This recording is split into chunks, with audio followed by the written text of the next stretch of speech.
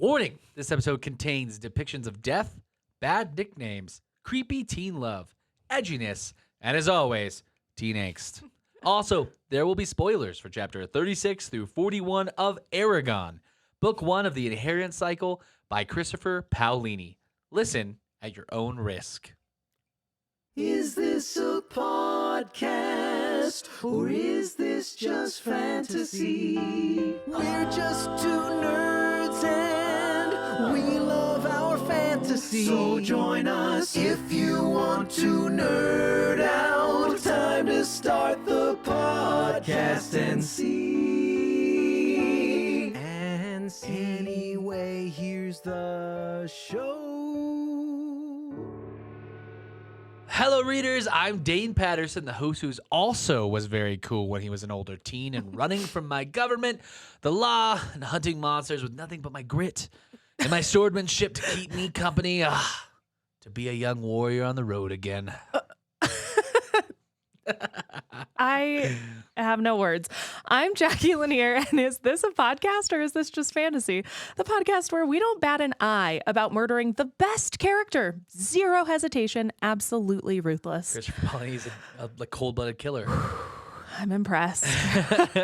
If you'd like to support us, please rate us on Apple Podcasts or wherever you get your podcast. You can also check us out on our social media at Is This Just Fantasy Pod on TikTok or at Just Fantasy Pod on Instagram and Twitter. Yes, and as always, you can visit us at isthisjustfantasypod.com, a website that I made because of the pressures of capitalism that need us to make more content and sell things. We're just a cog in the machine, Jacqui. Yeah, but on the bright side, the stuff that we sell there is very, very, very cool. I worked hard designing it. I had a lot of fun doing it. They look good. Yes, and if you, like Dane, would like to be coerced into matching me, I will tell you now, buy the sweatsuit and the dad hats. It's going to be a good time. They're cool as hell. I can't believe we have sweatsuits. Oh my God. I'm so excited. And I know this is going to be a doozy of a section that we're going to cover in today's episode. But before we get into all those chapters, let's do just like a quick recap of what. Is it quick, Jacqui? Is it quick? It's quick for me. Okay. Listen, you started a podcast with me because I talk a lot. And now you want to blame me for talking too much? I would never blame you. Just ask. I'm still. Okay. Let's get to it. I'm going to try to make it fast. Yeah, okay. let's do it. So last time we opened with a really pivotal change in like everything we know about our story up till this point. Our little bean farmer finally realized that he needs to get some freaking answers from Brom about why the old town storyteller happens to have every skill in Allegasia, possesses ancient and hidden knowledge, and is a goddamn wizard. Yeah. Brom decides that maybe Eragon does deserve to know some of his backstory, and I know you're planning actually to go into some detail about this. More Brom today, that's for sure. Yes, about what we found out last time, coupled with some of the stuff we're going to cover in this episode. But I'm just really, really so happy for you, honestly. Congratulations. The experts over at Brom Watch 2023 finally got some justice in the last episode. It was time. Thank you. We'd like to thank all of our supporters. It's over. Our watch is over. Oh, yeah, there's a Game of Thrones. Yeah. Now our watch has ended joke in so there. Sad. Actually, speaking of Eragon and his watch, he managed to earn more of Brom's trust in the last section. He rewards his loyal mentor by absolutely just Kevining all over the place. What are you trying to say? Kevin, our producer, is right there. He can see you. It's a perfect name. It just happens to be. Damn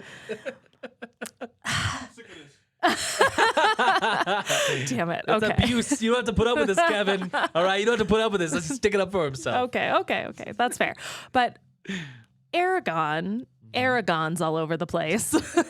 And as Eragon and Brom and Saphir make their way towards Drasleona on the hunt for the Razak, Eragon makes a wild miscalculation about his magical strength when they have to confront a band of Urgals that had been hunting them. And he musters every single ounce of his magic to try to push 12 fully grown Urgals away from them. They're on the attack, and Eragon's I'll just shove them out of the way with force, which ends up having absolutely zero effect, except for Eragon blacks out again on the battlefield. Yeah, way to nail that fight, Kevin. Not Hey. you, Kevin. Yeah, now it's you. It's rude, Dane. But also, like, during that showdown, the leader of the Urgles actually talks to Eragon. I don't think we necessarily knew that Urgles could talk. It was not. You're right. We actually glossed over that last episode. Yeah. It was kind of a revelation that they're like Yes. people. And yeah, they speak the same exact language as Eragon. So we find out that the Urgles, like through this conversation, they serve a big bad master that wants nothing more than to see Eragon captured alive. Ominous stuff for our guy. But fear not, Eragon certainly doesn't. He just tells the 12 murder monsters with a mysterious and powerful boss that he'll pass on joining them. He says, fuck that. And he insults them all along with their boss. Yeah. Hopefully that doesn't backfire. So we fade back in with Eragon waking up with another like used too much magic hangover. And he takes the next, I think we'd all agree is the next logical step here. He decides to try a spell that Brom specifically told him would give him a too much magic hangover. Yeah. And thank God it actually works. He tries to scry for the first time and somehow doesn't manage to unalive himself. He's got his priorities right in line here, making sure first that Brom and Saphir are okay, spies on them a little bit, and then he checks in on Roran, obviously, his brother cousin, who's still alive, but somewhere unrecognizable, which is kind of interesting. And looking a little bit like, a little ragged. Yeah, he's looking a little raggedy, but Arrowy. Roran's still alive. He's not been captured, I think is what Eragon's trying to make sure of. Yeah. And then, he continues right down the line of people most important to him to scry on the babe he saw in his dream the other night. Hell yeah. Yes, he's surprised when he is able to see her in her cell again, and she looks right at him in his vision, which Because is she's nuts. a dream girl. Literally. God. Great. But no time to dwell on that either. Brom and Fira make it back to camp, and Kevin has some serious splaining to do about all of his fuck ups. So Brom gives Eragon just like the ass ripping of a lifetime about his poor judgment. And now our gang not only gets to trek across the Empire to Drasleona, but also through a mountain of interpersonal tension along the way. It's really about that. It's fun. It's about the friends that you alienate on the way, right? Yeah, this is like the road trip from hell. Yes, exactly. And at the end of this long journey, they're rewarded by making it to a grubby hellhole of a city. And the two distinctive features about this place are like a massive lone mountain of like spooky, rocky spires outside the city's walls, and a scale replica of that horror show in the middle of the city that's used as a cathedral for the world's worst religion. Brom question their way through the city to find where the Seether oil gets delivered, and huge surprise, it's directly to Spooky Murder Mountain. Yeah. So the Razak apparently live in the mountain which is called Hellgrind, because of course they do. Yeah. Where else would they be? Yeah, it makes perfect sense.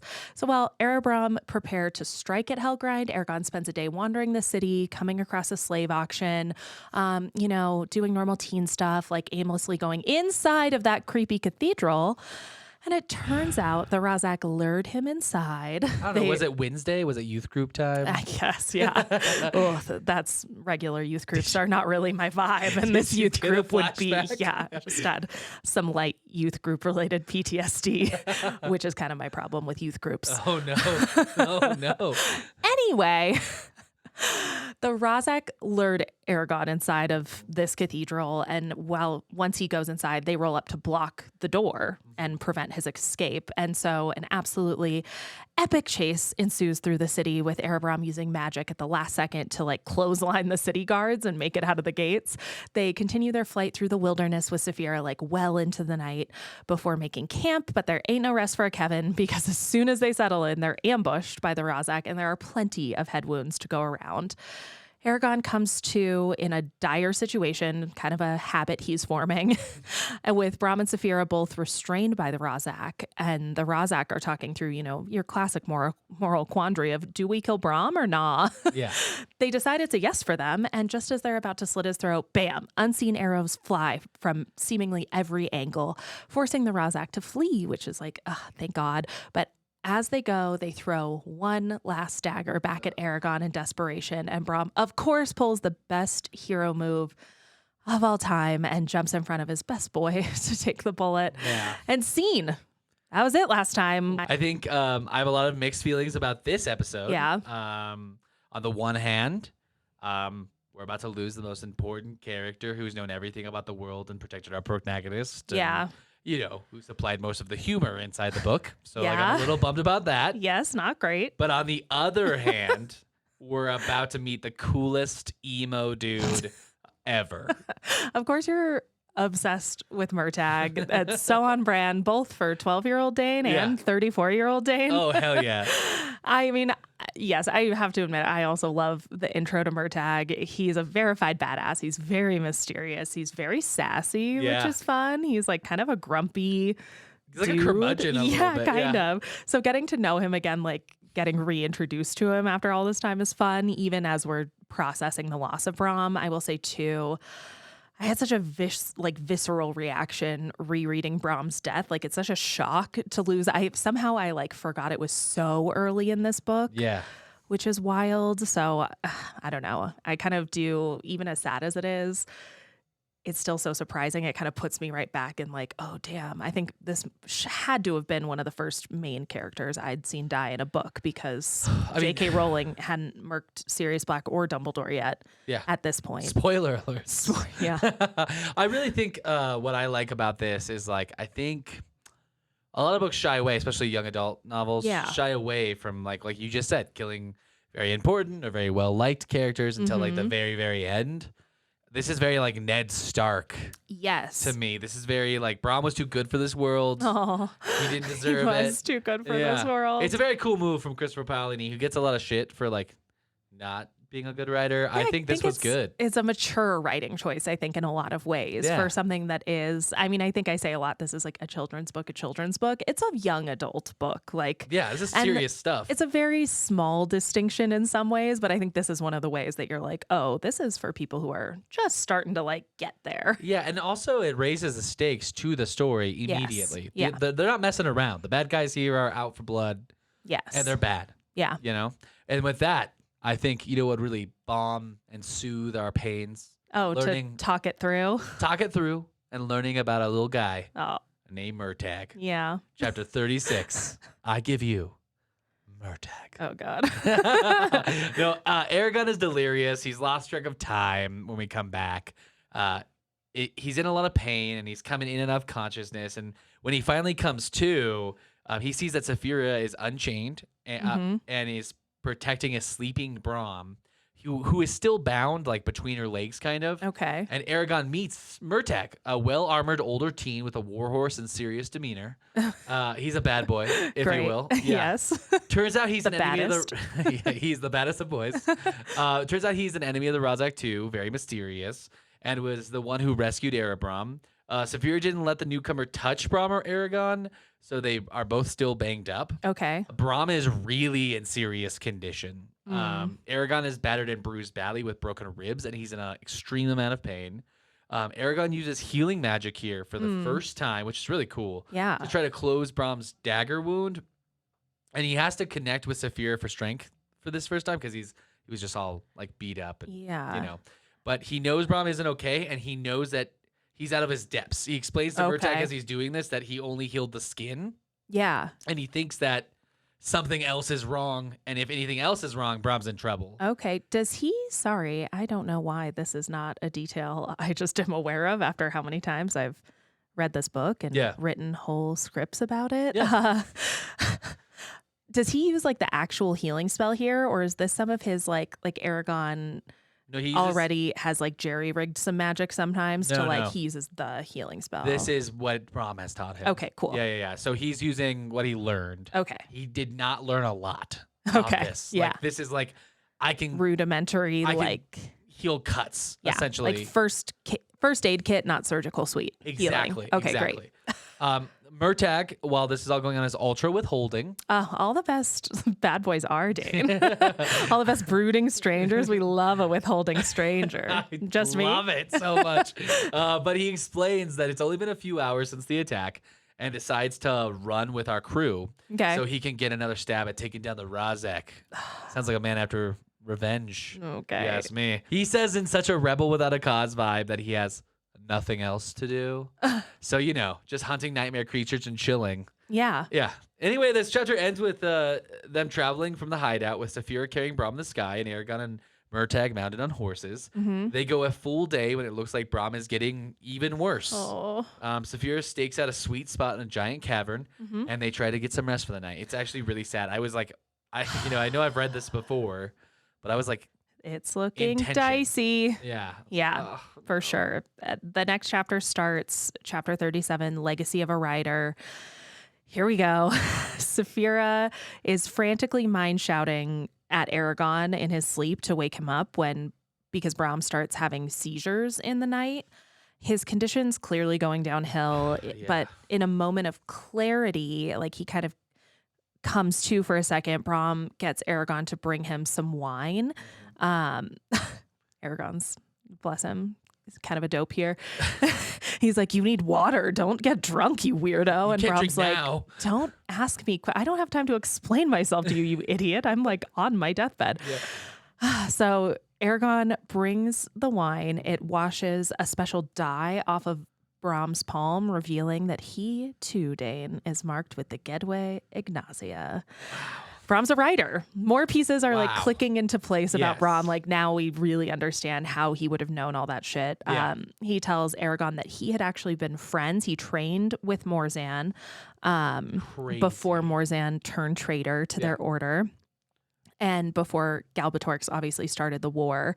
And Brom reveals that his own dragon, also named Saphira, Oh. had been killed in the fight with Galbatorix at Doru Ariba. And all these long centuries later, 1 century, right? I think it's one. but Okay.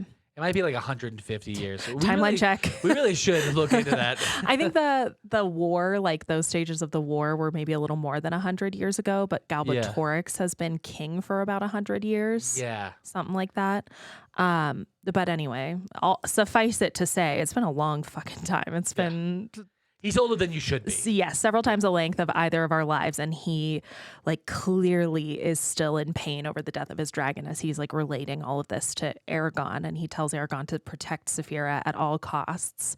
As he continues to succumb to the Razak's dagger wound, Brom gives his final blessing to Eragon. He wishes him happiness and gives him 7 secret words in the ancient language. Yes, can't go out without another mystery. But with the appropriate badass final sentiment of, and now for the greatest adventure of all. Pretty cool. That I know. They start the death watch essentially for Brom. He's still alive for a couple hours, and Eragon sits vigil beside his teacher before Brom the storyteller takes his last breath. That's also, by the way, like not having him just die outright Mm-hmm. is also another choice here, right? Yes. And I think it brings some realism to all of this. Yes, not like a final, like gasping last word, last sentiment. Like he talks as much as he can. He Yeah. slips like into like a painful, it seems like fitful. Unconsciousness. Yeah. And then his breathing's just getting like shallower, more raggedy. It is very realistic. Yes. For sure. And both Eragon and Saphira are overwhelmed by their mourning after Brom's passing, but Eragon knows they need to bury Brom. They can't just leave him in this cave. Eragon painstakingly makes his way up to the top of the sandstone hill that houses the cave they've been hiding in. Murtagh actually carries Brom's body behind Eragon. And with the magic that Brom taught him, Eragon digs the final resting place for his mentor and inscribes it with this quote. It says, "Here lies Brom, who was a dragon rider and like a father to me. May his name live on in glory." And holy shit, is this sad? Like, it's a rare day when I can't think of a single joke to make. Yeah. I mean, they're not all funny, but I usually have a couple. You have something to say. Yeah, man. and I just like, I got nothing. It's fucking sad. And I'm just like, what are all of us, and especially the bean farmer, gonna do without Brom? Like, he's fucked. Yeah, I this is very sad. Like I always get like, for whatever reason, this like emotionally hits me. Yeah. I don't know what it is. I like Brom. I think this shouldn't be as sad as it is. We haven't, like, I don't know. I just feel like It's like on the first surface book. of how long we've known him. Yeah, we you're don't like, really know. He's always been a mystery in a lot of ways. but like it is so sad. This is so sad. I think maybe we trauma bonded to Brom along with Eragon after Garrow's death. I don't know. You're right. It's like we don't know. Well, we're obviously finding out more and more about him, but we don't know a ton about him. We haven't known him for very long, and it's like, ugh. I think I'm just mostly worried about Eragon. He like really is not. He doesn't have a lot of options here. Yeah. It feels very odd to mention after all of that, but this was Christopher Paolini's writing choice, not my narration choice. Oh, no. But this chapter closes, after all of this grief and sadness, with another horny teen dream about Eragon's hot prisoner. And she's not doing great. But please change the subject, Dane. How does the next chapter start? I'd be remiss if I didn't mention Christopher Paolini wrote it. Thanks for that tee up. I really appreciate the transition I can move to. You're welcome. I got your back, dude. Oh my gosh. We're professionals. All right. Chapter 38, Diamond Tomb. Eragon remembers the witch Angela's prophecy about the death of someone close to him now, as he's like standing there looking at the dead Brom. Yeah. Which tells us as readers they are probably all going to happen. I think like all this stuff Angela prophesied. Yeah, Christopher Paolini's like going, see, they're real. It's happening. Not in a roundabout way, not in a way you didn't see coming. I said a death of someone close to you. And there was only one will guy. Destroy you soon. And lo he and died. behold, Eragon has a long road ahead of him, I don't have to say. I did laugh here, though, because despite how much of a bump, I did. A man is dead, Dane. Because as much of a Brom's death was, Eragon writes in the sand, "Why me?" Like with like a stick, right? Yeah, that's right. It's like the most teenage scene, like just sitting there being like, "Why me?" You know what I mean? Yeah. Oh, so good. Such like a I just goober. imagine like Dashboard Confessional playing in the background. Oh, so good. Yeah, 100%. Yeah. Well, Murtagh seems like a bro. Yes. He saved them. Mm-hmm. He's hunting for them. Oh. He's cooked for them. He seems to be knowledgeable about the world. He's starting the post-funeral meal train. Yes. He's like, hey, have a muffin. And then Murtagh seems to know who Brom is. And Eragon asks him how he knows like all of these secrets that I didn't know about. And my first thought is probably because, you're a bean farmer in the boonies, man. Yes. You literally never knew anything. Yeah. I mean, maybe this is common knowledge. Angela, one That's of the only other true. people we knew. Jode, one of the only other people we knew. They all knew Brom. That's true. Yeah. So Murtagh. Maybe, do you think Brom has like a Hannah Montana thing going?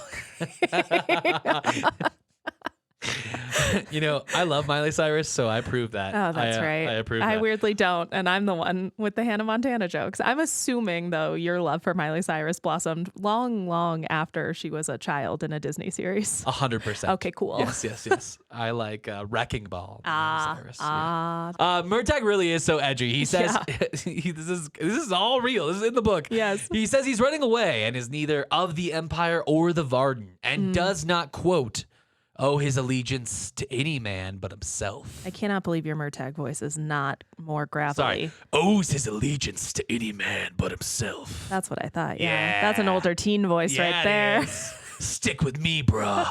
Yeah. So he totally evades the question, goes on to explain that he wanted to see if the rumors in the Empire about a new writer were true. Mm-hmm. And so he started to follow the Razak, thinking they would lead him to the new writer. And not like having any sense of danger in that situation. Not like. Yeah. It's like, dude, you're crazy. Yeah. I just started following like the nightmare creatures. It's fine. Yeah. I feel good Also, about it. he also just wants to kill the Razak. So it's a double whammy for Murtagh. Learn about the new writer, kill some monsters, call it a day. So he's just a kingdom-free teen rebel with a secret knowledge and a thirst for blood of nightmare creatures. Eragon packs up, and Murtagh sees Eragon's Red Rider sword because Eragon decides he's not fucking around anymore. Yeah. He is going to wear this rider sword. He's going to be a rider. He's not hiding any longer. Daddy's dead. Oh, God. Time for the sword. Well, also, there's got to be a little like, okay, I have to show my the coolest guy I've ever met in my life that I'm not an idiot. It's probably a little bit that. Yeah. He's like, oh, you're edgy? Look at my sword. So Murtagh seems to know what the sword is. He tells us it's called Zarok. Okay. Which is also fucking metal. You love that sword name. It's also Morzan's sword. It's so crazy. I Dun, remember. dun, dun! Yes. I like the reveal about Brom as a writer is a little like, okay, obviously we knew something was going on. Yeah. We're getting more and more hints. The reveal that like, and hot on the heels too of like, oh shit, more backstory. Yeah. Super crazy. And we know that Brom has said of his own volition that he won this in combat. yeah. So Brom fucking took down Morzan. It's crazy. Fucking dope, dude. Yeah. R.I.P. Brom. I miss you already. Oh. You're my boo. You're my boy Blue. Murtagh asks to travel with him to help since Eragon is injured, but warns that the Empire is also after Murtagh. So scratch what I said earlier. Oh, God. Murtagh is actually a kingdom-free teen rebel with lots of secret knowledge Oh, my and a God. lust for blood of nightmare creatures, while also very casually being on the run for the law. Badass.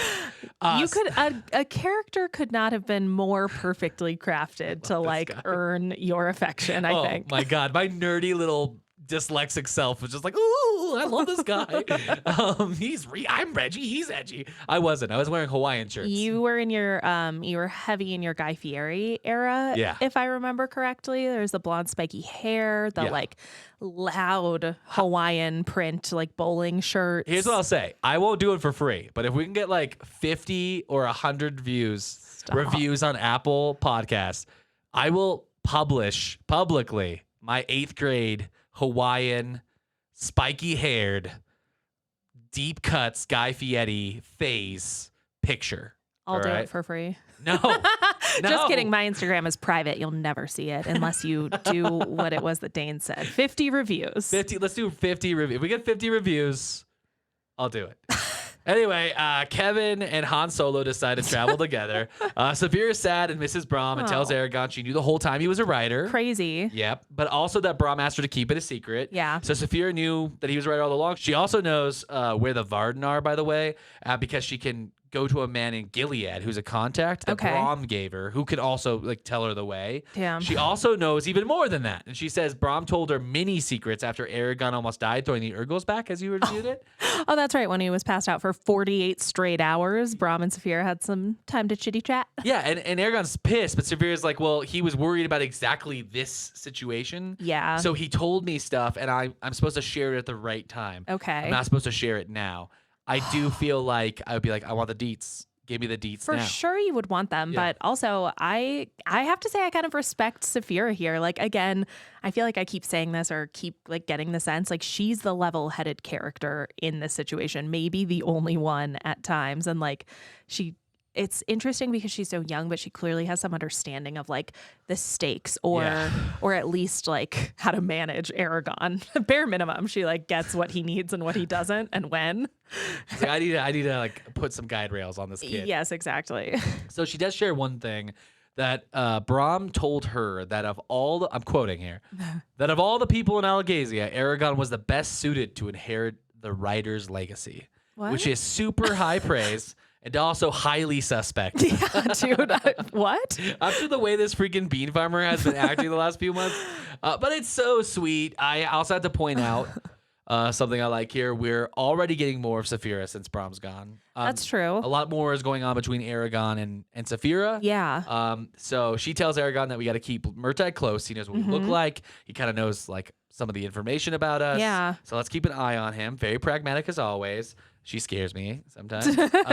Yes, she's like, if we got to murder him, we'll murder him, and it'll be easier if he stays close to us. I imagine Eragon looks over at Murtagh then, and like Murtagh like flips his like black hair over his eyes at that moment. 100%. Does like a parkour move. Oh my God. Well, immediately post your Guy Fieri era was your Jonas Brothers, like Justin Bieber hair era. So Yes. you are familiar with my the faux hawk and hair and flip. vests. Yeah. Yeah, I'm familiar.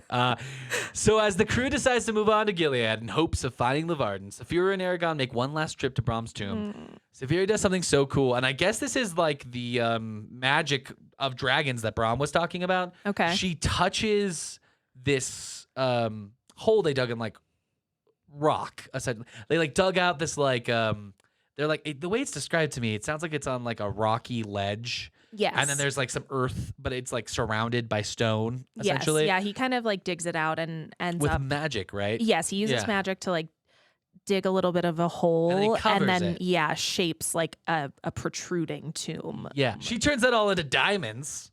which is dope. Crazy. And then where he covered it originally when he did it, you couldn't see Brom. Yeah. It's like glass. It's wild, dude. So cool. He deserves it. Yes, it's such a good tribute. I miss Brom. And they're going to move on. They're going to move on. They're going to leave him. Yeah. But at least they're going to leave him I can't imagine how you could be more protected than that. Yeah. Hopefully. Well, safe from the ravages of we'll time. miss you, Magic Daddy. Thank you. So sad. So as they're moving along, that takes us to chapter 39, Capture at Gilead.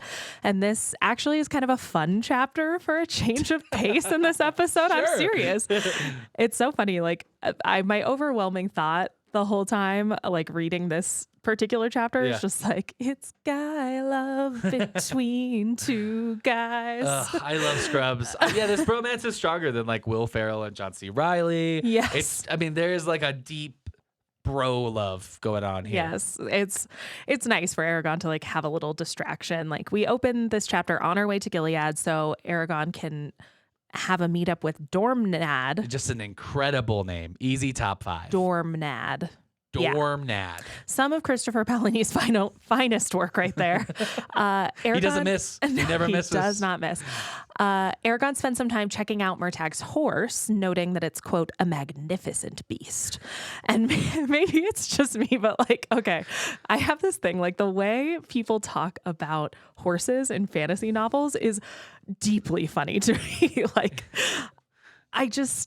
What are they? So why are they so obsessed? Why is it always borderline horny? Because these are pre-vehicles and motorcycles. Sure. This is how people talk about their Mustangs and they're Harley Davidsons. You know what I mean? Kind of. These guys are look at the rump on that one. It's just she's aerodynamic. See the mane on that? I got that upgraded. Okay. That's braided now, bitch. I guess okay, what is the point though? This is definitely a trope to me. It's something I notice all of the time in fantasy books. And what are the authors? What is the point? What are they getting at? I will say this Be historically. What a good judge of horse flesh, or it changes in Wheel the of world. Time, the horse thieves and the horse trader. It's such a huge deal. I think we're so far removed from it. The amount that horses change the world. When the old world came to the new world, which is a really old way of saying that, but when Europeans came, what am I teaching in the 1980s? Yeah. When the Europeans came to North and South America, one of the largest benefits of their coming was there was no native horses to these areas. Yes. No native mounts. Yeah. And that made a huge difference. Think of the nightmare-esque creature of a horse if you've never seen one, especially one decked out in armor with an armored man on it. Yeah, straight up war horse. So I'm just saying, this was the pinnacle of badassness. This is the top. And most fantasy authors are you know what I should do is really fixate and dwell on that. Yeah. I bet you Murtagh has flames on the chest of his horse. Stop. A fender on the back. Well, I'm very glad to inform you, Dane, that the horse-themed plotting continues in this section because Eragon and Murtagh decide, not in a good way, I guess. But it's plodding along. It's anyway. Well, give us the main cuts. Oh, I have to go. It's horse related, but it is sad. Murtagh and Eragon decide that it doesn't really make sense. They have 3 horses now for 2 guys. So they decide the horse to sell is Eragon's beloved grandfather horse, Caddock. Oh, Caddock, the beater. Yes. The beater horse. Yeah, so they're the next time we go through a small village, we're going to sell Caddock. We probably need some money. Do you think they put a sign on it, for sale, call? Free to a good home. No, they sell him. He's worth stuff. Not as much as Stop. Colin Sarah McLachlan. Yeah. Hey, I called this a couple episodes ago. It was just a matter of time before you started singing. Yes, I know. Belting. I've done it twice today. I know. But I don't know if I can keep taking all these emotional blows. First Brom, now Caddock. R.I.P. Caddock. I'm sad to leave you behind, but I hope the rest of your horse life is free from the constant threat of murder monsters. It'll be more peaceful. Yeah, I Hopefully. hope so. Yeah. But Eragon and Murtagh continue their journey on Tornak, Murtagh's war horse, who's also named after a real human man. Of course. Yeah. What you name your horse after. It sounds like it's an important person to him. Yes. And And Probably a Brom's, grandfather. we don't know if Okay. it's a grandfather All right. yet, but somebody Murtagh presumably loved. Yeah. I think he says like named after a great man. Mentor of yeah. mine or something. It's like, okay. Tornak. And also they're obviously continuing on with Brom's beloved Snowfire. Eragon really has taken like a stewardship approach to Snowfire. Like Yeah. he's very protective over the horse because Brom loved the horse so much. And I think that's nice. But it's a long to Gilead, especially since our gang is trying to avoid all the main roads and biggest cities. But luckily, it doesn't look right now like the Razak or Urgals are on their trail. So that's nice. Yeah. And on another bright note, it's looking like Eragon and Murtagh are using their time to form an absolutely stereotypical male friendship in which they talk about cool shit like hunting and archery, but never learn about each other's pasts. I know I'm but a lowly woman, Dane, but surely like it's not. Is it like that when you make friends with another dude? I mean, my friend Doug and I, when we first spoke, we only spoke exclusively about Dungeons and Dragons and movies for I think the first like 2 years we knew each other. I didn't even know he had like a brother or had a completely different hobby that he was like really into or anything. What? I think like to be a male in your 30s and 40s, it gets better a little bit. I think the youngins talk about their feelings in life sooner now. And like, but Paolini and my generation are somewhere in the middle. Okay. Like, we aren't boomers, but we aren't like zoomers. You know, God, we're getting old. I don't know what any of those words mean. No, just kidding. I'm very open emotionally, but this isn't like as hip and cool still. So Okay. like, if you're like vulnerable and open, it often people like will share stuff with you.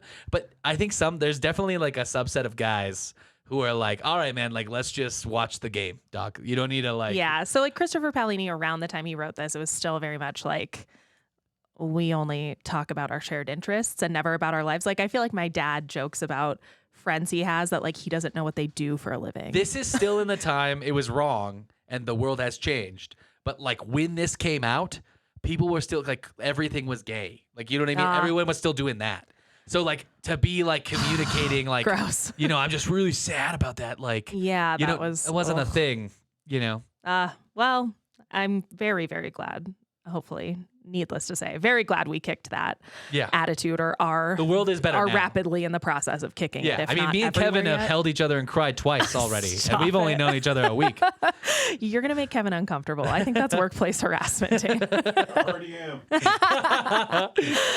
Okay, so I could totally see that. That makes sense. But Eragon and Murtagh don't have time for that shit anyway. Regardless, they can't get to know each other. They're on a mission. Yeah. So Eragon on their journey, he ignores his 16th birthday while they're on the road. And traditionally that would have been his coming of age in Carvajal. I think he just has like an errant thought like, I'm 16 today. Be a man. Yes. Yeah. And Saphira now actually is 6 months old and getting like massive and terrifying, which we'll love that journey for her. So her little babies are finally growing up. Happened so fast. I know. And once Eragon's ribs are finally healed from like the whole Razak disaster, he and Murtagh start sparring every night when they make camp. And from the first moment their swords cross, they have a like, okay, game recognized game. I see you. When they confirm that like each one confirms the other is like the baddest ass swordsman ever. And we have a couple of other fun-filled tales from the road here because Eragon stops having his hot prisoner dreams, Yeah. but he keeps trying to scry the prisoner's empty cell. And every time they pass through a civilization with a jail, Eragon keeps his theater skills as sharp as Arak by disguising himself to see if his lady friend is there. So he's like sneaking into jails every time they go through a town. So weird. And I like this, I loved, I thought it was hilarious because they say, like in the book, it says his disguises keep getting more and more elaborate. Like I'm just picturing him like blacking out his teeth, and, like, Showing up as, like, an old shaving an lady? eyebrow. Yeah. Yes, dude. And but he's doing this because wanted posters of him are popping up in more of the towns they visit, which is not great. And also, despite their best efforts to only, you know, discuss manly stuff for badasses, Eragon and Murtagh do end up finding a little bit out about each other. We find out that Murtagh is actually like well connected in the Empire and like to the political rumblings of Alagasia.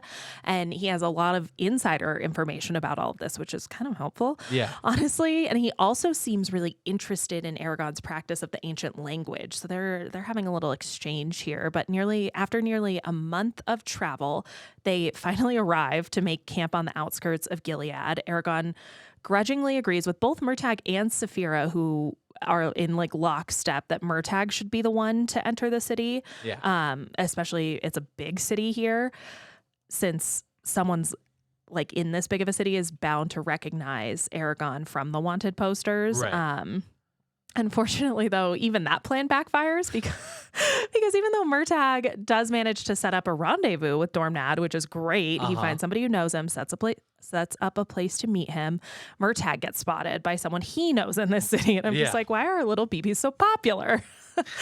But after they decide the best plan is to like part ways the next day, they're going to bed that night talking about like, this is a little dicey. They fall asleep very briefly before Eragon's woken by his Gedway nausea tingling. Yeah. And it's an ambush of Urgles, just like the last time he got the weird tingle. This guy gets ambushed more than anyone else I've ever met. It's not good, Dane. Yeah. Eragon manages to absolutely obliterate an entire Urgle with magic, which is kind of cool, but there's just way too many on the attack here. And Eragon sustains, I think, his 4th grievous head wound before we fade to black on this chapter. That's how it ends. Where's he going to wake up this time? It's not good. No. Chapter 40 is titled Du Sendva Frieur. Nice. Yeah. Well Thank you. played. I'm impressed. Thank you. It's the start of a prison break. All right. We Yes. had a heist earlier. Wasn't enough. Now we got a prison break. This book has everything. God, I love this book. Okay. So Eragon wakes up and quickly discovers that he's drugged. Oh, Can't think of the ancient Less language. fun. A little off. yeah. Yeah. It's drugging kids. Rough. We don't like it. Yeah. He We're starts. firmly against that in this podcast. Yeah. He starts thinking and jumps to the thought that he was captured by Urgles, Mhm. but is in prison with human men. Yeah. And drugged, he doesn't think long on this. He just goes to sleep. I don't think he would think long on it sober either, Dane, but that's our Eragon. Yeah, when he wakes, he sees a string of armored soldiers transporting his dream woman. Ah, Yeah, he's in the same prison as his dream woman. What are the chances that's of that? a coincidence. That's a fantasy book. It's kismet. It's kismet. You They're know what I meant mean? to be. They were meant to be together. Eragon does mention that when he sees her face, it like awakes something inside of him. Yeah, it does. Oh, Eragon. Gross. He has a crush. No. Yeah. He also notices she's an elf. That's crazy. Yeah. We've never seen another race. Like even Urgles were kind of a big deal. Right. And they seem to be a lot more prevalent. Yeah, they've been around a lot. Yeah, but an elf is like, oh shit. Yeah, and then right after that, while he's reeling on all of this stuff, he sees a shade that is running and telling the guards what to do. He's running the jail. That's bad. So as one does in these situations, Eragon goes, oh, okay. Goes to sleep. Our little bean farmer man. Yeah. When he wakes, the drugs have run out of him a bit more, and he stops eating to clear his head. He takes the poisoned food they try to feed him and pushes it out the window and slowly starts to feel better. At some point in time he realizes that like the poison's in the food, which honestly it's pretty it's an impressive leap considering Can't what think. Eragon's been capable of to this point. We find out that the Shade is working for the king as they were in jail at the inside the Empire within Gilead. Yeah. So the Shade tries to get Eragon's true name, which I thought was really hard to know if you weren't an elf. Yeah. So I don't know why the Shade even thinks this is like a thing he can do. And Eragon tries to be very clever, telling the Shade that his name is Du Sendva Frieur, which means the death of the shadows in the ancient language. Yeah. So a little on the nose there, but I mean, that sounds cool, Eragon. Yeah, I feel like I really love the evolution from, the character of Evan to Death of the Shadows. Yeah. Eragon's character study work is really coming a long way. I'm very proud of his artistic expression. I think his acting career is going to take off, Dane. I think he's really got it. That name is fucking metal. That kid's a star. Yeah. He's a character actor. He's a bit actor. The Shade seems to take this as an answer, thinking about it for a long time. And Eragon tries to make small talk with the Shade, but it turns The way you out do. they're not into small talk. No. Who knew? How's the weather? They're not conversationalists. What are your parents like? Yeah, no, nothing. Weird. The Shade presents an interesting proposition as he leaves and implies that Eragon can either follow him or Galbatorix. It was surprising to me because, like, as soon as we learned the Shade is working for Galbatorix, we also learned that the Shade apparently doesn't like Galbatorix. It seems like these monster henchmen of, like, pure evil and monstrosity level ugliness are hard to control. So weird, yeah, because we already had the Razak who are like, should we just like disobey the evil king? And now the Yes. Shade's like, you can follow me or you can follow him. You got no other choices. I know, it's wild. Yes. So right when he's walking out of Eragon's cell, he notices that Eragon is not drinking his water and yells at the guard to give him an extra dose of poison and tells Eragon he's going to return to talk about Eragon's true name. It's very creepy. I don't like shades. Yes. It's not for me. All of Yes. this is pretty grim, Jacqui. Starting to stress out. Galatork's employees so far include Razak, Urgles, and Shades. Not Gal. He was just on the up and up for me. He was our king. I'm by so divine sorry right. about your rapidly shattering worldview here, Dane, but This crosses the line. you're going to need to make that leap pretty quick Were the because terrorist right all along? ain't got no time for your political flip-flopping because we need to talk about chapter 41, Fighting Shadows. Eragon wakes in this chapter with a start, realizing that realizing that he can finally access his magic again. He's weakened after like his hunger strike and like dead after not drinking water in that long. Like In days, right? I apparently not. I don't know. You would think so. Whatever. Don't think too hard. Don't think too hard. No. Yeah. But he is able to unlock the door of his cell with magic, and prison break's on. It's time. We're doing it. We're doing it. So Saphira radios into Eragon right around this moment that Murtagh is actually coming for him in the jail, and she's on her way for air support. But classic bean farmer move. He's already out of his cell when like wandering the halls, not just waiting to stay put for his rescue team. He doesn't even turn around. It's like happening as he's leaving the cell. Yeah, dude. And he's like, nah, I'm still going to go. Yeah. We'll see how this goes. So he runs into a group of soldiers in the hallway, and luckily, thank God, one of the soldiers is Murtagh in disguise on his way to break Eragon out. Also, a really skilled thespian. Yes, of course. And I just love this. These two are like meant to be, just like meet up in the perfect time, each one trying to get out and rescue the other one. The sword bros are able to pretty easily overpower the group of soldiers, which is nice. And Eragon questions the last guy about the two most important things in this situation. Like, it's obviously tense. They've got to get out of this jail. He has very little time, and he needs to know where he can find his ancient, priceless magic sword, obviously, and which cell his imaginary girlfriend is sitting in. Eragon threatens, it's crazy. Eragon threatens to burn the man alive from the inside out, and like, okay, chill a little, my guy. I mean, I think he was still in character. This isn't Eragon. This is Du Sang de Fear. This is the death of shadows. Oh, God, it's a bit much for me, but he obviously, the guy spills the beans like, because okay. Eragon's a psychopath. And armed with this new information, the bean farmer, of course, insists on heading straight for the woman he's never met, even managing to convince Murtagh it needs to be done somehow. So Eragon gets into her cell. She locks eyes as soon as he opens the door and immediately goes unconscious. And like, what an opening move. I cannot believe I never tried that on the first date. It really seems to be sealing the deal for her. No, I like weirdly never just passed out of my own volition on a first date. I will say there's like a consciousness thing with these books, like where everyone kind of loses consciousness. So often. A lot of fainty people. I do not think the lack of oxygen is good for your system. But even though obviously this is like still very tense and action packed, everything about this next like little bit is very funny to me. Eragon picks up the elf, noticing she's like so light to carry. And like she smells like freshly crushed pine needles. And that's truly the power of young love because like this bitch has been locked up for weeks, months. And having the dreams a while. Absolutely. She smells like shit. There's no question in my mind, but like, do you, Eragon? I'm glad you're into it.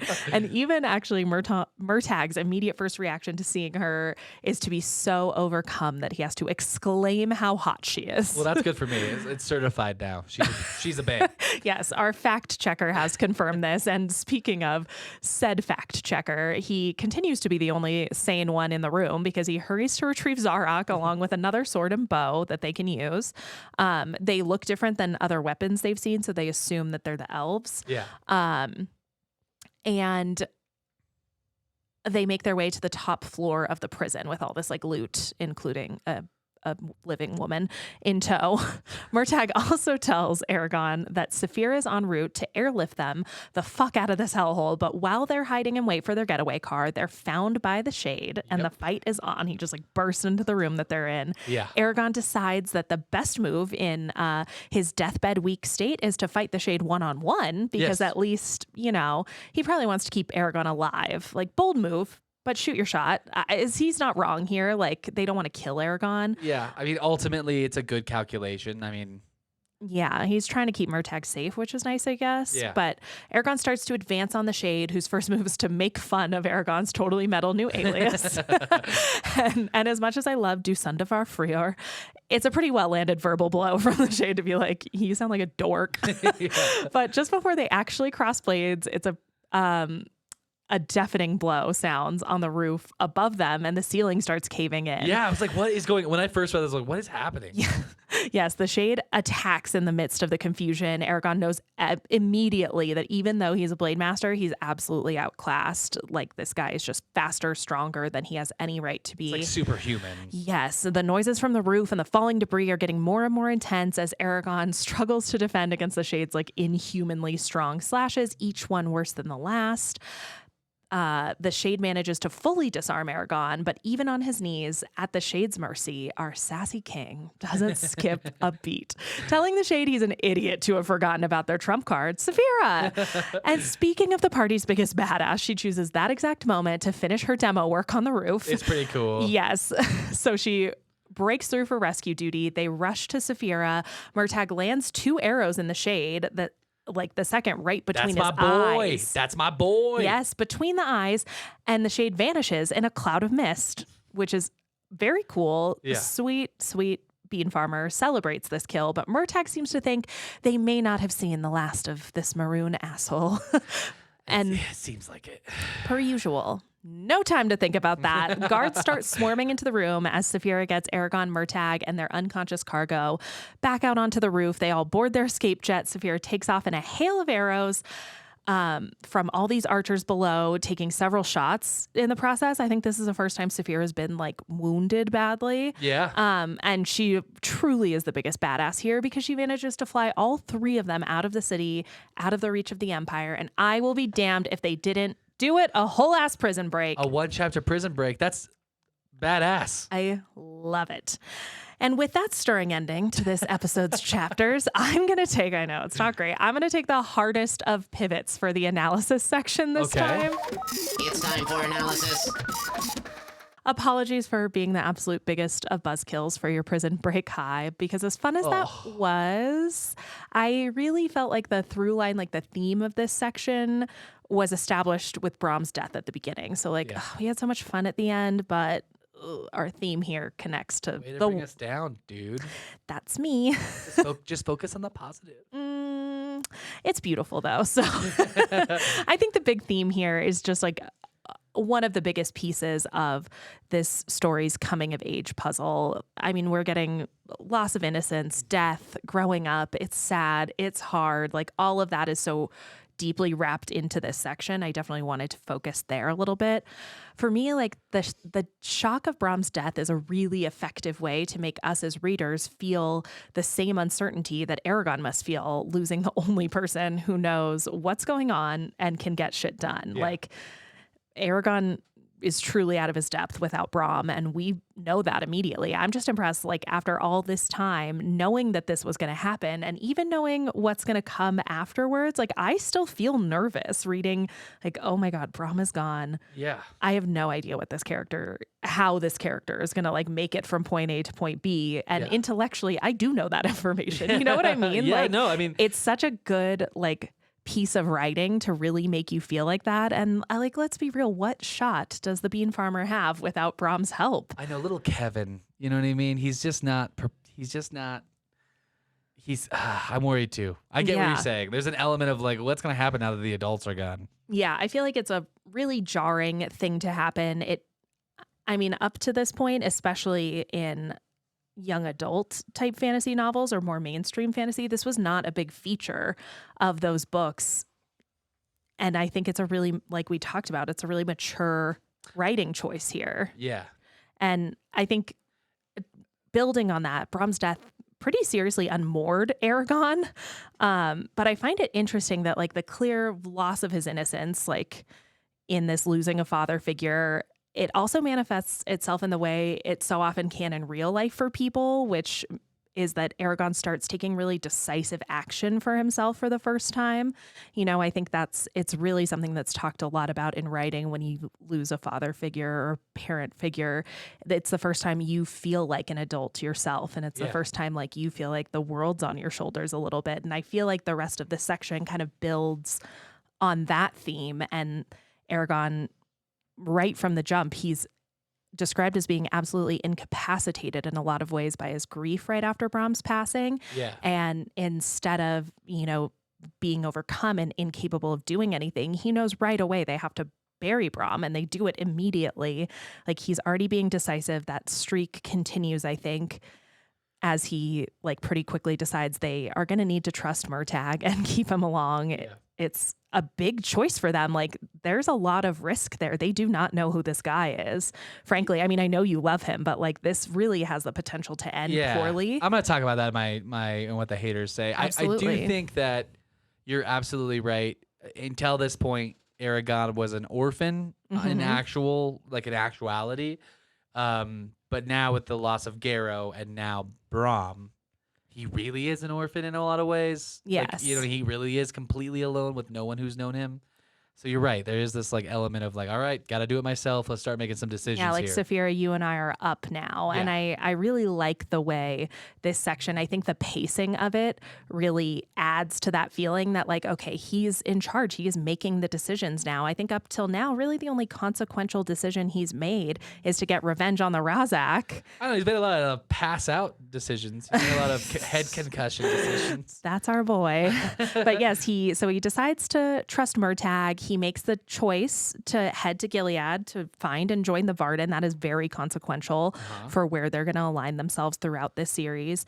And in one of the kookier surprises kind of this section, he instinctively in that jail, it is so heightened, so high risk. And he immediately decides and is ironclad firm that they need to put everyone in danger to save his hot ass dream girl. Hey, when you've got a babe that you're into, Yeah. and you're crushing on, you take your chances. Yeah, You know what I mean? apparently. Bean farmers do. But So that creepy. does lead us kind of to one other thing I wanted to see what you think about in this section. I feel like we get a lot of the trope of the damsel in distress here. So if the theme is loss of innocence, there's kind of a recurring, obviously big deal fantasy trope of having a damsel in distress. So Eragon has this like overwhelming, frankly kind of unfounded drive to rescue his dream woman from prison throughout the whole section. He's checking in every town. He's scrying her constantly.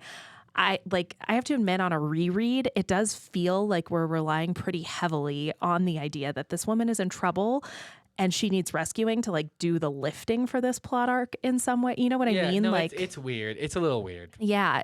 And here's the thing, like it's a large prison that Eragon ends up in. We've established that Eragon's pretty firmly anti-imperial by now. Is he not concerned at all with anyone else who might be stuck in this place? Or if he's not staunchly enough against the Empire to free all its enemies, does he not have any reservations about whether this woman in prison could potentially be, I don't know, a criminal? Like, it's not something that I picked up, I think, at all on any of my previous reads of this book. But like reading closely, I'm kind of realizing I'm so conditioned to see hot woman in danger and have the response, she needs saving at all costs, because of the well-worn idea of the damsel in distress. That's what I mean by like it's doing the heavy lifting for this plot arc. Yeah, I didn't just question that it as idea. a kid. I didn't question it as a kid. Yeah. It just was like, oh yeah, she needs to be saved. Of course. Yeah. Which is why I've kind of always been a sucker for a reread. I always kind of viewed this part of the story in like a silly, like, ooh, Eragon's in love kind of a way. But clearly, like, it took this long, 32 years old, for me to look a little deeper past that damsel in distress trope and have some actual questions about like, okay, wait, why is he doing this? And why does he like not care she may have committed crimes? Like, he doesn't care about anything other than he saw her in his dreams and she's hot. I mean, he was traveling with a storyteller he did not very much know, and now he's hanging out with a sword bro he doesn't very much know, who is at least in some capacity, the Empire criminal Yes. because he's on the run. So, like, he's not good at making decision-making on who he's hanging out with I anyway. guess that's true. And all I can think is like, you know who famously likes to plant visions in your dreams? Bad people. That's true. You got Wheel of Time, you got Harry Potter. We're just having fake Yeah. visions, but no, not here. Not for Eragon. And there's another sense that I find this like very funny. And I don't know if this was intentional at all on Christopher Paolini's part, but on this reread, I'm really noticing that when you like sit down and look at the facts of what's happening in these few chapters, Eragon's the one drugged up without access to his only weapons on his 4th concussion at this point. And Murtagh and Saphira are also kind of the ones coming through to rescue their little damsel in distress. Like he's the one who needs help. That's why Murtagh is the coolest. Yes. Yeah.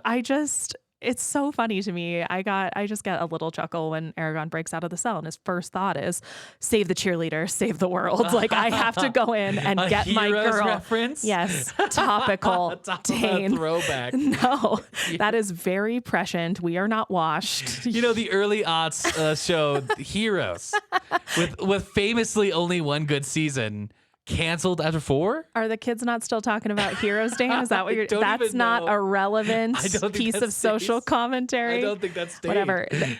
Mere moments till it comes back around. If we have low-rise jeans, you're telling me Heroes is not coming back? One of those things is acceptable, and one of those things is a nightmare. Oh my God. But I know we've been covering a lot of heavy stuff and a couple of very delicate damsels so far. So Yeah. please tell me you've got something fun and light on the docket for this episode's deep dive. Well, for this week's deep dive, Yes. well, let's get into it. Yeah. I think you're gonna be. I know it's not gonna be fun. Well, it's gonna be fun. It'll be fun. Stay with us. It's not fun. Please stop listening to Yeah. our show. Turn it off now. Turn it off. No. It's gonna be fun. We only talked about Brom. It's just not gonna be happy. Okay, We're gonna okay. go over Brom. Oh. I know we did this 5 episodes ago, but there's no way we could not honor the best character ever, Brom. Yes. Right? There's so much new information over the last 3 sections that, especially Yes. over this chapter, it is vital that we dive into everything we've learned about Brom, because although he is dead, he really set Eragon's worldview up. And his mentorship seems like it will only have lasting effects on Eragon and Saphira from this point on. So Brom Watch 2023 is officially over. Now our watch has ended. Yes. Yeah. Before Brom was in Carvajal, we know that he was a rider trained by the ancient order of dragon riders from the past.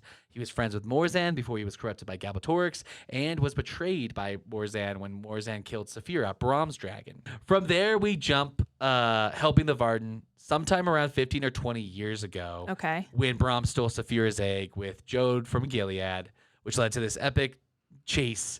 Brom and Jode chasing the thief, and Morzan and Razak chasing them. Crazy. In the end, Brom killed Morzan. We know that now, and gave the egg to the Varden. We know from Eragon spying that Brom promised to care for whoever received it.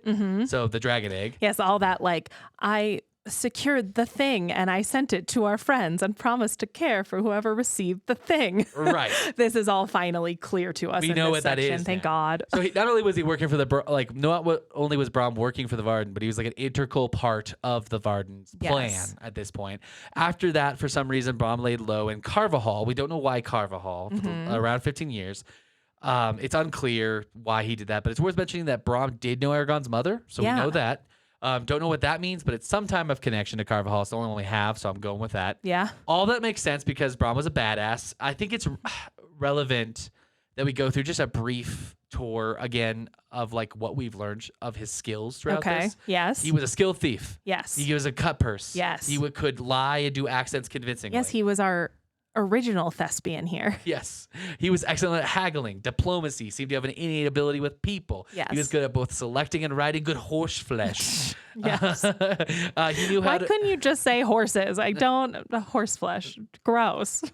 He knew how to speak not only the man, I'm not even talking about that. Great. Because horse flesh is perfect. Now, he knew not only how to speak the ancient language, but because of his dragon bond, he could then cast magic himself and use mind powers. He was an excellent swordsman, fought off the Razak, fought off Morzan, was very dangerous. Brom also had ancient knowledge that, like, the secret history of Galbatorix. The reason he knew that is he was doing it. Yes. So all those people that got disappeared make sense now. Okay. He knew about the riders, their strength level, how they trained, young riders, all of that stuff. The saddle making all makes sense. All the Dragon Rider secrets. Yeah. Okay. It was odd when Jode said, "You look the same as you did nearly 20 years ago. Time seems to have preserved you." That's because he was preserved. Yes. He's ageless. ageless. I mean, it seemed like it was catching up to him eventually, but he's Not by much. very, very old, right? Yes. Both Murtagh and the witch, Angela, as well as the magic user community, knew of Brom, which at the time made no sense, but now we know it makes a ton of sense because his life was tragic. And I have to say, it makes Angela's laugh a little mean-spirited Yeah. to be honest. Actually, when she was like, "Oh, he's something of a joke in my community," it's like, ooh. It's like he kind of sounds like a hero, Angela. Yeah. But anyway, don't at me. I know people love Angela. All right, we get it. Finally, we Buckle up if you like Angela. I know. I'm so worried. Finally, we learned that as long as it has been, the loss of his dragon is still hard for Yeah. him. So Brom's still reeling about that. Some of his last words are about, his grieving for her and worried about Saphira and that like his life's not worth living without Yeah. her. And I'm just like, oh my God, that's so sad. Yeah. So I wanted to go over all that. I know that we know most of this, but putting it all together because Brom is dead now. Just as a tribute to him. Yeah, he's a certified badass. We got to Yes. talk about how cool he was. Yes. And it also leads really well, because we loved Brom so much. You know You know what people like is the opposite of love? what the haters are saying? Yeah, we're going to what the haters are saying. Actually, You should do your research, if you huh? refer to Have you the even original read his text, book? how you pronounce it. What are the haters saying? There's an index in the back, right? This is overly derivative. Copycat. The haters only have two complaints, I would think, for this section. It would be, why does Murtagh help these random strangers so much? That's the first thing. The coolest boy in the world. I mean, I agree, And why didn't Brom use more magic and more skills? Okay. So I think the haters have some points, although I'm not going to spend much time talking about this because I think these issues are nitpicky, and I don't really think they matter much, to be honest. But they do have, we can defend them, so I'm going to. Okay. And we're going to be real about some of the problems in the book. That's why we're doing this, by the way. I don't think we've really talked about it in any depth, like except for maybe the first episode. Yeah. But we're like in episode 7, so I thought I'd go, okay, we're doing this to be real and Yeah. just have a serious conversation about it. So let's start with Brom. Brom was a big badass, as I just went through all the reasons why. Why not team up with Eragon and Saphira and lay a trap for the Razak when he knew they were being chased again? Yes. Why not take Eragon and Saphira to the Vard knowing that he knows what is at stake and how hard living on the run would be? Yes. I think the first is valid if we, assume that Brom is as strong as he was 20 years ago. Yes. I guess I think you and I have talked a lot, and both of us would kind of defend against the haters, saying like that we don't really have any good basis to assume that. No. We found out he was a rider. He probably was quite strong with magic, but if his dragon's dead, we don't know what that means for his magic and his strength. And it just seems like in that first combat with the Urgles, he couldn't get his sword out. He got knocked out. It just seems like maybe he was on the older side. He was getting old. You He's know what I maybe mean? missed a step. Yeah. Yeah. If he is, then I think we could take the Razak with Eragon. And could he take the Razak with Eragon and Saphira's help? Yeah. I don't know. If he isn't, which maybe he was getting weaker and weaker, then it makes sense not to risk it. So I Yes. think that is probably what is going on. I think, I kind of think maybe the answer to both of these points is that Brom, a little bit to his core, is kind of risk averse. And I think as far as, why didn't he take Eragon and Saphira to the Varden is concerned, I don't know that we have all the necessary information to make a judgment call about that. I mean, I get it as a point. It's like, okay, maybe those are people who could protect you, but we're in the early sections of this book still, and definitely the early sections of this series. Like maybe there's some stuff we don't know about the Varden yet. Maybe there are reasons. Yeah, and a lot of these comments are made, some of them I think with some hindsight in it. But I would say that I think Eragon makes some bad decisions and is not savvy. So taking him to the Varden seems like a huge risk. Yes. Ambushing the Razak seems like a huge risk. To your Yes. point, maybe there's maybe Brom just truly did not think he was ready, like he said, Yeah. and didn't want to pull the crazy shit. It also, I agree with you, seems like Brom is more of a planner, SEAL Team 6 kind of guy. He, you know what I mean? He goes in, he does the job that's very planned to the 9th degree, to the Yes. 10th degree, and then does it. So I think you're right. So Yeah. I don't think this really holds water to the haters. I say whatever. Worth bringing up because there are a lot of people. I think maybe what we haven't talked about in this segment very much is that like you go out of your way to research what the haters are saying. That's not just like a cute phrase we use. Like you read a lot of internet comments, and there are a significant number of people that like coalesce around a lot of these points or around all of these points. That's the only reason we're bringing them up. It's like a legitimate amount of hate that a lot of these things Christopher get. Paolini, of all the authors I've ever read, probably gets the most hate. That seems like a bold statement, but I think, there's a whole anti-Shirtical like website, or at least there was, dedicated to hating this book for like a decade. That's so crazy. It's like insane. But let's not get in the weeds here. The second piece is Murtagh. Mm-hmm. I think this one makes the most sense so far of the haters. I can see where the haters are coming from, especially breaking Eragon out of prison. Like saving them from the Razak makes sense. They're evil creatures. He was trying to figure out what was going on. They're chasing him. He's on the run from the Empire. It actually makes sense that he would help them there. Yeah. It seems extraordinary that anyone would do the jailbreak for a stranger. Yeah. And I think that's fair. I think Christopher Paolini just wanted to give Eragon another friend here, and I'm okay with that. That's nice. And let's just see like what we learn from Murtagh, and if that makes more sense when we learn more. I have faith, but if not, Murtagh is metal as hell, and like he only adds to the story in my eyes, and he does not detract. I'm okay with it. And like, we just need to pull the bangs in front of our head. I was just going to say, I guess my eyeliner. question is like, what would you not be okay with if Murtagh did it as a character? Just saying. You got boundaries with that guy, Dane? Murtagh could get it. You know what I'm saying? That's all I'm saying. I mean, you and I are different in that way. I but might he is experiment fun. with Murtagh. Oh, God. Oh, my God. We're cutting it. We're cutting Absolutely not. I am insistent. Oh, no. My in-laws are going to watch this. Good. That's all I have for the haters this week. Yes. I think was those are, they're points. I don't love it, obviously. I feel like I have some pretty easy explanations for both of those things. Yeah. But people just love to hate stuff. Yeah, whatever. Good for them. all I would say is, like, I guess what our feeling is like, sure, but who cares? Like, Yeah. I guess, but that's just being pedantic, I think. Maybe. Yeah.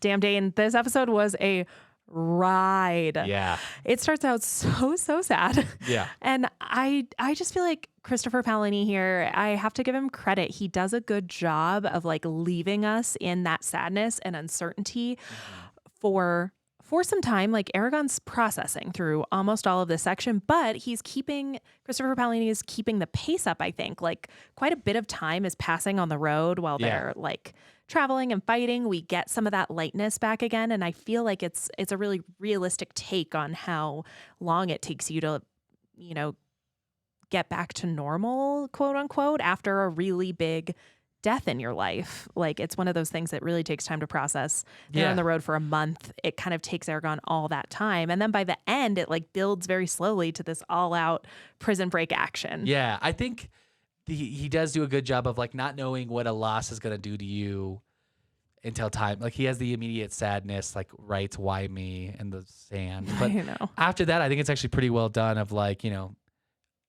this is him grieving in a way. Yes. He's got a new friend. They don't really talk about their feelings. Yeah.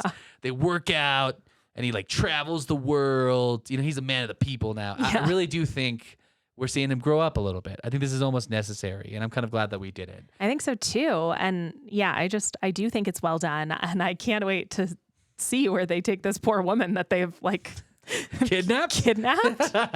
Saved? Could you imagine like waking up and you see emo Murtagh and like my nerdy God. Aragon, the bean farmer? And a freaking dragon, Dane? Yeah, no, I think I'd be terrified. I'm worried about this woman. Yeah. Also, is she a criminal? Who's to say? Yeah, is she gonna be like a murderer or something? I kind of hope so. I'm not going to lie. Be so funny.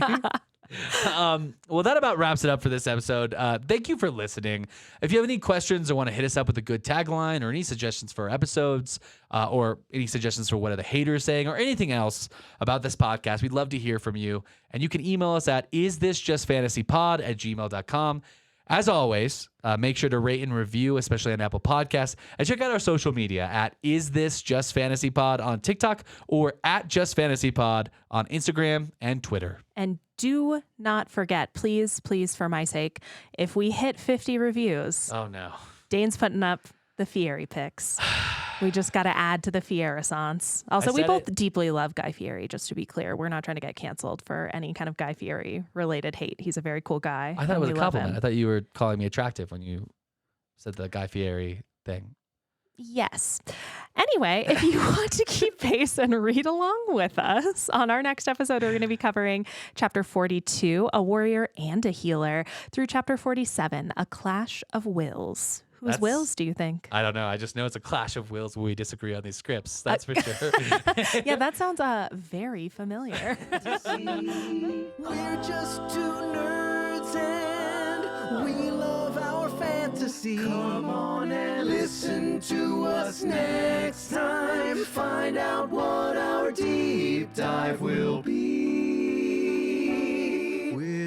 Thanks for catching our show.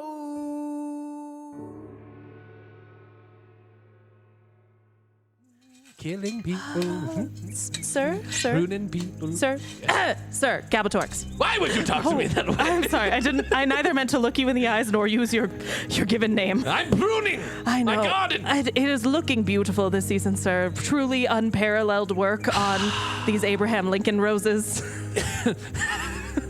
Thank you. I've killed all the other gardeners in the city, so my garden is the prettiest. That's true. That was a good plan of yours. I really love the innovations. I'm such a smart and not at all mad man. That's true. I do, sir, I do have news. Well, get on with it. Yes, you know your Wait, prison... have you got a haircut? Sir, it is so kind of you to notice. I hate it. Oh, I will cut it again. I will uncut it. Thank you. Okay, yes. You know your prison in Gilead, sir? Yes, my favorite prison with the shade that oversees and tortures all the elves. Yes. That one's your favorite? My favorite. I think we'll need to requisition some money from the treasury, sir. There's a small repair to make in the roof of the prison, sir. What happened to the roof? Well, I love that roof. It's a beautiful roof. Yes, it was a very good roof. I think it could be better, though, on a rebuild. I like it. I could be better. Yes? There's about a roughly dragon-sized hole in the roof, sir. Are you telling me the bean farmer drive by roof removal of my favorite jail? Yes, and he is no longer in said jail, sir.